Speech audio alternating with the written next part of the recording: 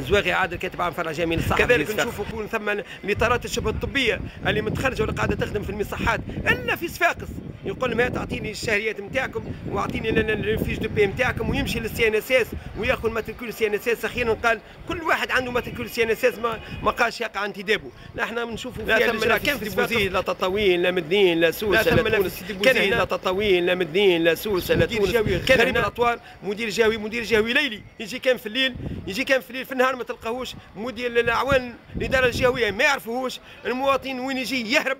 حاجه كارثه على مستوى الجهه، واحنا بطبيعه الحال ما احناش مش نسكتوا له، ماشي نعلموا الوزاره بكل ما ثم، ماشي نعلموا المسؤولين بكل ما ثم بالواقع في الصحي على مستوى معناتها الاعوان، نقص الاعوان، العمليات تو عمليات في قسم العينين بنتيجه نقص في هذوما المبنجين. نشوفوا انه رئيس القسم ولا المريض اللي هذا اللي لاهي بالمبنجين، المريض اللي يرقد في السبيطار ما عندوش حق باش يعملوا له اوكي جي، معناتها يوافقوا له على اجراء العمليه هو راقد في القسم. معناتها تو ثم ثلاثه معناتها عميم سكنات كاتاراكت بيلاتيرال يستنوا في العمليه نتاعهم باش ياخذوا اللوكي نتاع التبنيج، لانه رئيس القسم لاهي بالمبنجين، وقسم التبنيج يرفض انه يمشي يعمل لوكي جي للمرضى الراقدين اللي هما يرجعوا. الصحه بيجي صفاقس يشهد معناتها شلل تام، معناتها غياب اداره جهويه، غياب مسؤولين، وزاره ما تنجمش تعرف ما شكون تحكي، معناتها وضعيه قاعده في انحدار تام.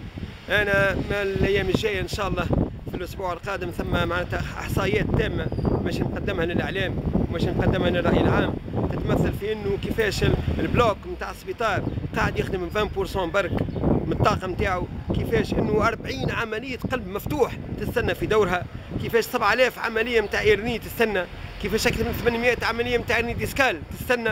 والمشكل بكله فاش مربوط في 10 مبنجين و10 انسترومونتيست باش تولي الصالات نتاع البلوك كلها تخدم بالطاقه نتاعها، وهالعمليات المتاخره كلها ما تصيرش. انا نجم نعطيكم قائمه نتاع مرضى القلب اللي يستناو في دورهم وقت يعملوا العمليه نتاعهم، وقت جاء دور نتاعهم يلوج عليهم الدكتور عماد الفراخي لقاهم متوفاو.